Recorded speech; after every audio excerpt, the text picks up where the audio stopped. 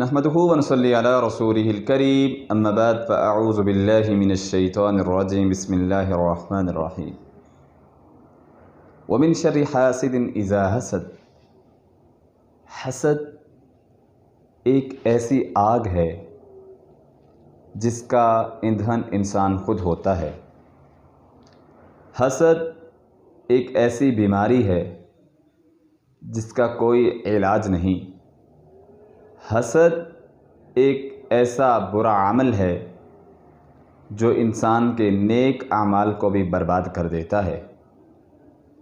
حسد ایک ایسی خطرناک بیماری ہے جس کی وجہ سے انسان ہمیشہ کے لیے بے سکون، بے قرار اور احساس کمتری کا شکار ہو جاتا ہے۔ حسد کیوں کیا جاتا ہے؟ اس کی وجہ قرآنی واقعات سے ہمیں ملتی ہے کہ حسد سب سے پہلے آدم علیہ السلام کے بیٹے قابیل اور حابیل کے درمیان ہوا۔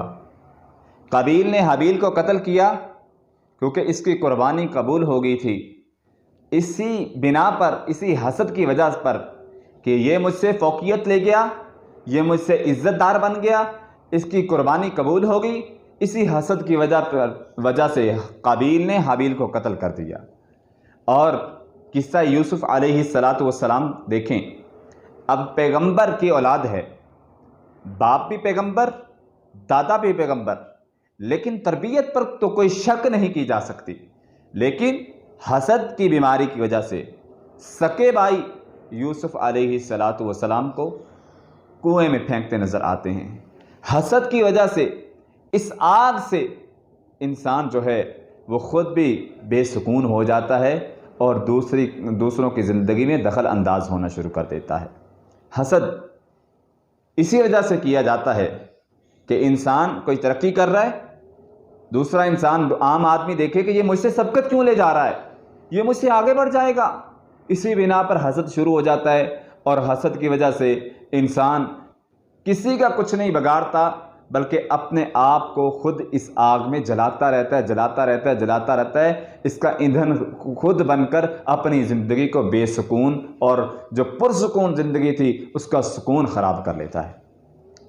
حسد نبی کریم صلی اللہ علیہ وسلم پر قرآن اترا، اللہ خالق و مالک فرماتے ہیں، یا ایھا الذین آمنوا اجتنبوا کثیرا من الظن ان بعض الظن اثم ولا تجسسوا ولا یغتب بعضکم بعضا احدا۔ اللہ کہتے ہیں اے ایمان والو، بدگمانی سے بچ جاؤ۔ بدگمانی سے آگے گناہ بڑھتے ہیں، بدگمانی سے انسان کے ذہن میں غلط خیال آتا ہے، اور حسد کی وجہ بھی بدگمانی سے شروع ہوتی ہے کہ فلاں بندہ مجھ سے سبقت لے جا رہا ہے، فلاں آدمی مجھ سے ترقی پہ جا رہا ہے۔ حسد کی وجہ سے انسان جو ہے وہ اس کو کم تر دکھانے کے لیے کوشش کرتا ہے، اور اس حسد کی جلائی ہوئی آگ میں انسان خود ہی جل جاتا ہے۔ نبی کریم صلی اللہ علیہ وسلم نے فرمایا، لا تبغضوا ولا تحاسدوا، بغض نہ رکھو آپس میں، ایک دوسرے کے خلاف کینہ نہ رکھو، دل صاف رکھا کرو۔ مومن کی تو یہ شان ہے کہ اس کا دل صاف ہوتا ہے۔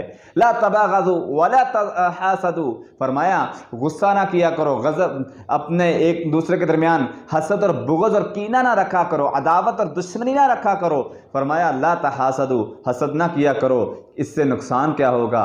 آج جتنی معاشرے میں دیکھا جائے لڑائیاں، فتنے، فساد، بگاڑ، گھروں کے ماحول خراب، گھروں کا پرسکون خراب، دفتر لے لیں، کوئی فیکٹری لے لیں، کوئی محل لے لیں، کہیں بھی آپ چلے جائیں، وہاں اگر کوئی بگاڑ کی وجہ نظر آتی ہے، وہاں جو سکون تھا، بگڑا ہوا جو سکون تھا وہ بے سکونی کی حالت میں بدل جاتا ہے۔ اس کی مین وجہ یہ ہوتی ہے کہ وہاں کے لوگ، وہاں کے رہنے والے ایک دوسرے سے حسد کرنا شروع کر دیتے ہیں۔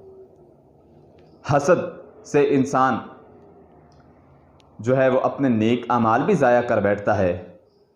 اب انسان کو پتہ کیسے چلے گا اس کے حسد سے کیسے بچا جائے؟ اس کے علاج پر ہم آتے ہیں کہ حسد کے علاج کیا ہے۔ نبی کریم صلی اللہ علیہ وسلم نے فرمایا، ایک حدیث ملتی ہے، آپ صلی اللہ علیہ وسلم نے فرمایا اپنی نعمتوں کو لوگوں سے چھپاؤ۔ حاسد کے حسد سے بچنے کے لیے سب سے پہلا اصول جو حدیث نے دیا کہ اپنی نعمتوں کو، اپنی چیزوں کو، اپنے کوئی بھی آپ کام کر رہے ہیں، ترقی والا کام ہے، کوئی بھی آپ کام کر رہے ہیں، اس کو صیغہ راز میں رکھیں، لوگوں سے چھپائیں جب تک وہ کام پایا تکمیل تک نہیں ہو جاتا۔ آپ صلی اللہ علیہ وسلم نے فرمایا اپنی نعمتوں کو لوگوں سے چھپایا کرو، کیونکہ ہر نعمت والے کا حسد کیا جاتا ہے، اور جب حسد ہوتا ہے تو حاسد انسان کو پہنچتا ہے تو وہ انسان کام نہیں کر پاتا۔